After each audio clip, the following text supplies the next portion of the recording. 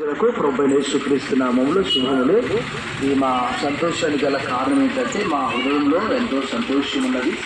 దేవుని వాక్యంలో రాయబడింది, చెప్పనా శక్యమును మహిమాయుక్తమైన ఆనందము. మా హృదయాల్లో ప్రభు ఈ గ్రామానికి మరి వెళ్ళి కొన్ని మాటలు చెప్పమన్నాడు. ఆయన దేవుని ప్రేమిస్తున్నాడు అని లోకానికి వచ్చి మానవులందరినీ ప్రేమించి వారు ఆయా బాధలు, రోగాలు, ఎరుకులు, ఇబ్బందులు, సమస్యలు, కుంటి, గుడ్డి, మోగ, చౌటి, జలోదర రోగం, రక్తస్రావ రోగము, చనిపోయిన సాయంకాలం మానవుల సమస్యలన్నిటికీ ఏకైక పరిష్కారం చేసే అని శిలువపై చనిపోయి సమాజపడి తిరిగి లేపబడ్డాడు.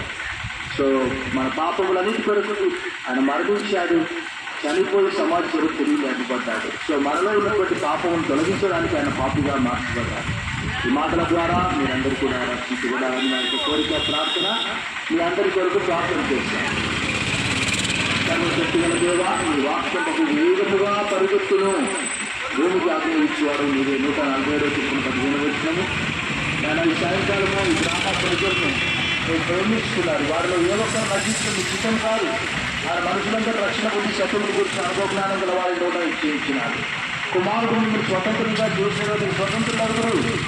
సాయంకాలం ఈ వాక్యం పెట్టిన వారందరి కొరకు, చుట్టుపక్కల కుటుంబాలు, గ్రామ ప్రజలు, వ్యాపారం చేసుకున్న వారు, వారి అభివృద్ధి కొరకు, వారి ఆరోగ్యం కొరకు, వారి వ్యక్తిగత కుటుంబ జీవితాల కొరకు ప్రార్థిస్తున్నాం. ఈ గ్రామ ప్రజలందరి కొరకు మంచి మార్గం ఏర్పరుస్తున్నాం. ఈ సాయంకాలం మీరు గుర్తించిన మంచి సువార్త కొరకు వదనాలు తెలియజేసి ఈ నమ్మకం ప్రార్థిస్తున్నాం తండ్రి.